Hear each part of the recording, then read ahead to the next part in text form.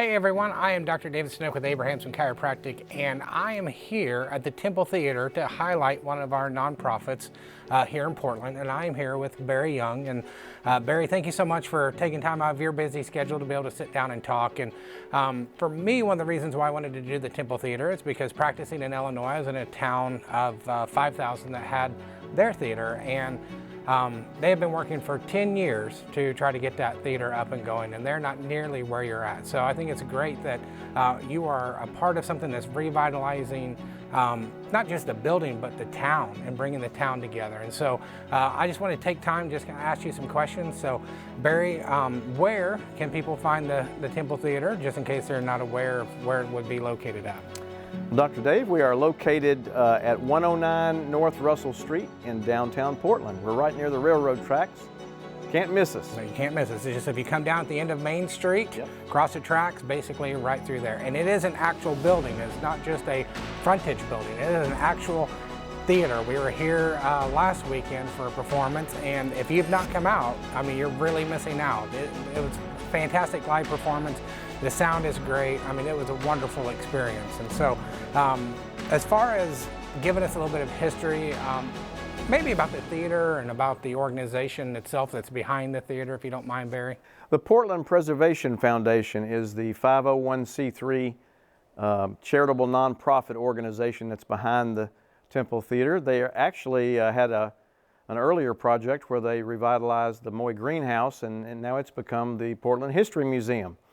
So actually, they were not really wanting to be in the theater business, but this property just happened to come up for sale right as they finished the Moy Greenhouse, and the price was right, and they said, hey guys, I think we've got our next project here. Let's buy this property and let's renovate this theater and get it back open. Nice. So that's what they did. Now, it took them about 11 years to do all that, but they got it done. Well, I know when I first came to Portland to kind of introduce myself around, I stopped off at City Hall, got to meet the mayor, and he had took me around just up the strip here, and we were peeking in the windows, and I actually ended up getting to come in. And so it was really great to see it in that working stage, to see where it's at now, and just the amount of hard work and dedication that has gone into this building has just been amazing. And you know, it's a lot that people don't often know. I'm amazed that our group of the Portland Preservation Foundation stuck together through all these years, including getting through COVID. They had to raise money. They had to ask people to donate services or materials. And, you know, the theater has been closed for many, many years. I guess we'll get into that in a minute, but it's back open in 2023, and I'm just amazed that they were able to accomplish such a large task. And so what are some of the goals of the organization with the theater then? Well, I think the Preservation Foundation, number one, wanted to get people back downtown and make this a kind of a hub of downtown Portland, a hub of activity. I know Billy Gaminden, our chairman, he mentioned that they'd love seeing people now after a show. They don't go home right away. They gather in the lobby and talk and say, hey, I haven't seen you in a couple of months. You know, it's a way to get off of social media and get back in person and talk to people again. I think also they wanted to preserve the history of Portland. This theater has a fantastic story, and I think that's another goal they had. And they also they want young people to be able to come in and perhaps perform at the theater. For example, we had the Portland High School Advanced Choir here a few weeks ago to do their concert, and I know that they were just tickled to death that they chose this location to do that.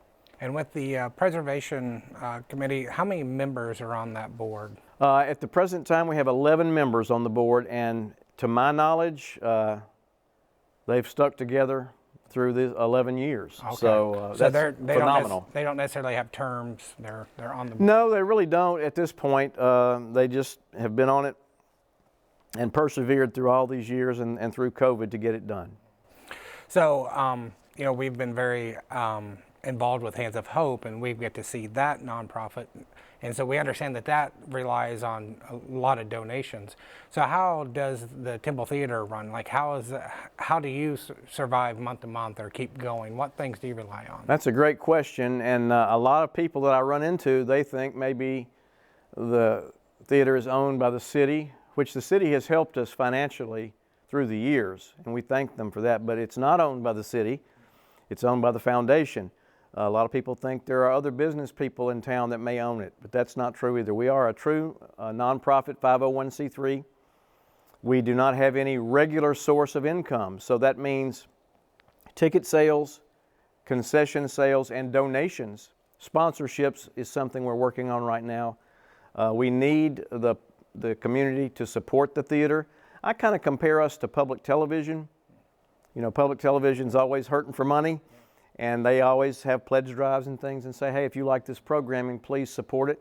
And I say the same thing to Portland folks and in other surrounding areas. If you like the theater and like what we're doing, please support us. And it sounds like, I mean, outside of shows and movies, but potentially there's going to be a way for businesses, maybe for movies, to be able to have advertisement up as well for support in that manner as well, which would be helpful, correct? Yeah, we're working on that right now. You can advertise on the movie screen, or if you want to sponsor a movie or a show, we're finalizing the paperwork on all that right now. All right, Barry, so how many staff do you currently have? Well, we have one, and that's me. Really? Paid staff, yes. We operate really with, when we have a show, we have board members and volunteers, basically, that come in and help us operate the theater. Okay. So volunteers, do you have relatively pretty regular volunteers, or does that change, like who may show up to?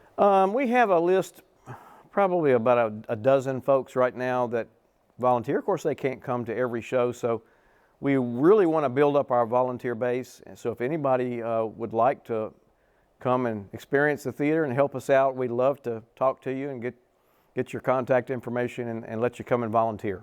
Now, my wife and I, we volunteered a couple weekends ago for the Huey Lewis tribute band. She was in the ticket booth, and I was scanning tickets. And I mean, as far as me scanning tickets, I mean, that was pretty easy. So I think sometimes what holds people back is like just not knowing what they might do, or they don't want to be in a situation doing something they don't feel comfortable with. So maybe what are some things that people could volunteer when there's a show?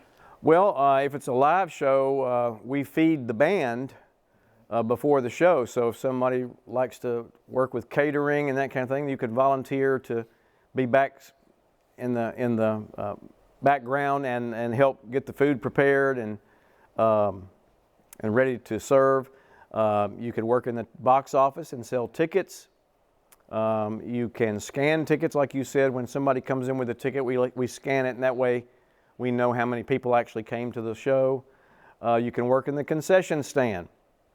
Or, you know, if we have a show where it's sold out, you could be an usher or a greeter, or just more eyes and ears in the theater to see what's going on in case we have a backup or something. So it's really not too overwhelming. I think that's a thing, is sometimes people just don't get involved because they don't know what to expect. And I mean, after doing it the other night, I mean, it was a lot of fun, enjoyed it, a lot of great people that were here. We really enjoyed doing it, and we will do it more often. So, and then as far as upcoming events, I know I've gone to different businesses and I see the printout of different shows that are coming up. How else could someone find out about the needs that you have as far as you know, volunteers needed or shows that are coming up? What are ways that people can find that out? Well, we have a website, templetheatertn.com. One of the things that happened is the website crashed right as I started working here. You know, I started on April Fool's Day, so I don't know if that had anything to do with it or not, but right now our website basically has our shows, but we'll rebuild it as we go along. But you can see the shows that are upcoming there, and also buy tickets if you'd like to come to a show. Also, we have a Facebook page. We just hit 3,000 followers. It's Temple Theater TN. You can go there and check out what's happening. We have both promos of upcoming shows, and we have photographs and video of shows that just happened, so you can see what happened if you weren't able to make it that night. Well, I know you're a busy person because we've been trying to plan this. You know, we're in Portland Leadership together, and this is an idea to help educate not just our class, but others on what the Temple Theater has to offer. So I appreciate you taking the time to do this.